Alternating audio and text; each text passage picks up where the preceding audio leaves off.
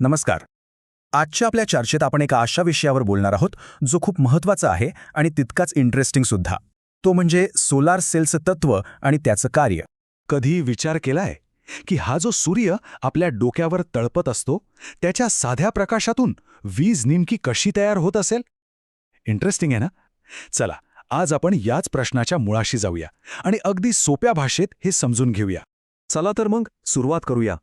बघा, आजकाल संपूर्ण जग पारंपरिक ऊर्जेला मागे सोडून एका नवीन आणि स्वच्छ पर्यायाकडे वळतंय. आणि तो पर्याय म्हणजे सौर ऊर्जा. आपण या दोन चित्रांकडे पाहिलं की फरक लगेच लक्षात येतो. एका बाजूला आहे कोळशासारखी जुनी ऊर्जा, ज्यामुळे प्रदूषण होतं आणि जे साठे एक ना एक दिवस संपणार आहेत. आणि दुसऱ्या बाजूला आहे सौर ऊर्जा, जी पूर्णपणे स्वच्छ आहे, कधीही न संपणारी आहे आणि आपल्या पर्यावरणासाठी तर सर्वोत्तम आहे. खरं तर हेच आपल्या ऊर्जेचं भविष्य आहे. पण मग ही सौर ऊर्जा तयार होते तरी कशी? याचं सगळं श्रेय जातं एका छोट्याशा उपकरणाला. चला तर ओळख करून घेऊया सोलार सेलची, जो या संपूर्ण सौर ऊर्जेचा मूळ पाया आहे. सोलार सेल यालाच फोटोव्होल्टाईक सेल किंवा शॉर्टमध्ये पीव्ही सेल असंही म्हणतात. याचं काम एकदम साधं आहे.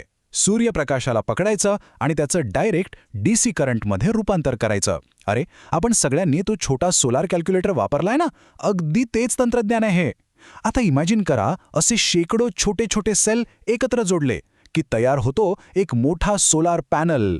म्हणूनच तर आपण सेलला पॅनलचा बिल्डिंग ब्लॉक म्हणतो, म्हणजे पायाची वीट.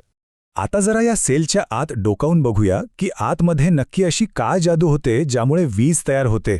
यामागच्या विज्ञानाला एक खास नाव आहे, फोटोव्होल्टाईक प्रभाव. फोटोव्होल्टाईक प्रभाव हे नाव लक्षात ठेवा.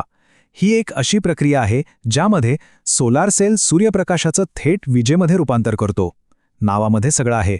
फोटो म्हणजे प्रकाश आणि व्होल्टाईक म्हणजे वीज. हेच ते मूळ तत्व आहे ज्यावर सगळा खेळ चालतो. ही प्रोसेस आहे ना, 3 सोप्या स्टेप्समध्ये होते.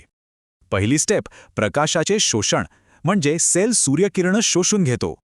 दुसरी स्टेप इलेक्ट्रॉन होल निर्मिती, म्हणजे प्रकाशामुळे आतमध्ये इलेक्ट्रॉन आणि होलच्या जोड्या तयार होतात. आणि तिसरी सगळ्यात महत्त्वाची स्टेप वाहकांचे विलगीकरण, जिथे हे चार्जेस वेगळे होतात आणि बाहेरच्या सर्किटमधून वीज म्हणून वाहू लागतात. सोलार सेलच्या आतमध्ये काय असतं तर मुख्यत्वे सिलिकॉनचे 2 थर असतात. एक असतो पी टाईप सिलिकॉन आणि दुसरा असतो एन टाईप सिलिकॉन. आणि या दोघांच्या मध्ये असतो खरा हिरो, तो म्हणजे पी-एन जंक्शन. आणि हो, या रचनेच्या वर आणि खाली पॉझिटिव्ह आणि निगेटिव्ह टर्मिनल्स जोडलेले असतात. ओके, तर हे सगळं प्रत्यक्षात काम कसं करतं? बघा, जेव्हा सूर्यप्रकाश त्या पीएन जंक्शनवर येऊन आढळतो तेव्हा एक गंमत होते. जे होल्स आहेत, म्हणजे आपण त्यांना पॉझिटिव्ह चार्ज समजूया, ते पी साईडला पळतात आणि इलेक्ट्रॉन्स म्हणजे आपले नेगेटिव्ह चार्ज ते एन साईडला धाव घेतात. आता बघा, पॉझिटिव्ह एका बाजूला, नेगेटिव्ह दुसऱ्या बाजूला, म्हणजे काय झालं? एक प्रकारचा दाब तयार झाला आणि याच चार्जेसच्या एका सरळ रेषेतल्या प्रवाहामुळे आपल्याला मिळतो डायरेक्ट करंट, म्हणजेच डीसी.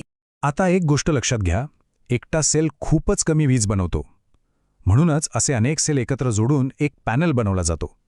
आणि मग पॅनल जोडून एक पूर्ण सिस्टीम तयार होते.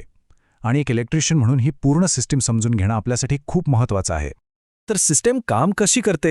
सगळ्यात आधी सोलर पॅनल वीज तयार करतो. तिथून ती चार्ज कंट्रोलरकडे जाते.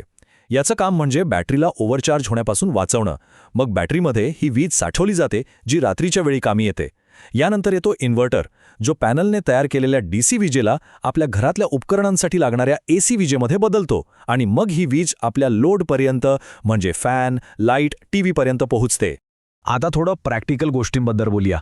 म्हणजे ही सौर ऊर्जा नक्की कुठे कुठे वापरली जाते आणि बाजारात आपल्याला कोणकोणत्या प्रकारचे सोलार सेल मिळतात. आज सौर ऊर्जेचा वापर खरं तर सगळीकडेच होतोय. घरांच्या छतावर वीज तयार करण्यासाठी, रस्त्यावरचे दिवे आणि ट्रॅफिक सिग्नल चालवण्यासाठी, शेतात पाण्याचा पंप चालवण्यासाठी. इतकंच काय, तर थेट अंतराळात सॅटेलाईटला ऊर्जा देण्यासाठी सुद्धा याचाच वापर होतो. बाजारात मुख्यत्वे 3 प्रकारचे सेल्स जास्त चालतात. पहिले आहेत मोनोक्रिस्टलाइन. हे दिसायला गडद काळे असतात. यांची कार्यक्षमता सगळ्यात जास्त असते, पण ते थोडे महाग असतात. दुसरे आहेत पॉलीक्रिस्टलाइन, जे निळ्या रंगाचे असतात. यांची कार्यक्षमता थोडी कमी असते, पण किंमत कमी असल्यामुळे भारतात हेच सर्वाधिक वापरले जातात. आणि तिसरे आहेत थिन फिल्म सेल, जे लवचिक असतात आणि कुठेही लावता येतात. आता बघा, कोणतंही तंत्रज्ञान असलं की त्याचे काही फायदे असतात आणि काही तोटे किंवा मर्यादाही असतात. चला, सौर ऊर्जेच्या बाबतीत दोन्ही बाजू समजून घेऊया, म्हणजे आपल्याला एक स्पष्ट चित्र मिळेल. फायदे तर अगदी स्पष्ट आहेत. ही ऊर्जा सूर्याकडून मिळते म्हणजे फुकट आहे, ती पर्यावरणपूरक आहे म्हणजे प्रदूषण नाही, आणि एकदा लावली की देखभाल खर्च खूप कमी असतो. पण काही मर्यादाही आहेत. जसं की सुरुवातीला पॅनल बसवण्याचा खर्च जास्त असतो. वीज निर्मिती पूर्णपणे हवामानावर अवलंबून असते, म्हणजे ढगाळ वातावरणात कमी वीज मिळते. आणि हो, पॅनल लावण्यासाठी बऱ्यापैकी मोठी जागा लागते. एक इलेक्ट्रिशियन म्हणून ही गोष्ट कायम लक्षात ठेवली पाहिजे की पॅनलची कार्यक्षमता काही गोष्टींवर अवलंबून असते. उदाहरणार्थ तापमान. जास्त गरम वातावरण झालं की कार्यक्षमता कमी होते. सूर्यप्रकाशाचा कोन योग्य असणं महत्त्वाचं आहे, आणि सगळ्यात महत्त्वाचं, पॅनलवर कोणत्याही प्रकारची सावली किंवा धूळ असता कामा नये, नाहीतर वीज निर्मितीवर थेट परिणाम होतो.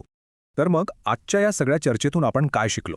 एक म्हणजे सोलार सेल हे फक्त एक उपकरण नाही आहे, तर ते आपल्या स्वच्छ ऊर्जेच्या भविष्याची चावी आहे. दुसरा म्हणजे फोटोव्हॉल्टाईक प्रभाव हे यामागचं मूळ तंत्रज्ञान आहे. आणि तिसरी आणि सर्वात महत्त्वाची गोष्ट, एक कुशल इलेक्ट्रिशियन म्हणून सोलार सिस्टमचं योग्य इन्स्टॉलेशन आणि देखभाल करता येणं हे आजच्या काळातलं एक अत्यंत महत्त्वाचं कौशल्य बनलं आहे. मला आशा आहे की ही माहिती आपल्याला नक्कीच उपयुक्त वाटली असेल. जर हे विवेचन आवडलं असेल तर नक्की लाईक करा, आपल्या मित्रमैत्रिणींसोबत शेअर करा, आणि अशाच माहितीपूर्ण विवेचनासाठी आमच्या चॅनलला सबस्क्राईब करायला विसरू नका. धन्यवाद.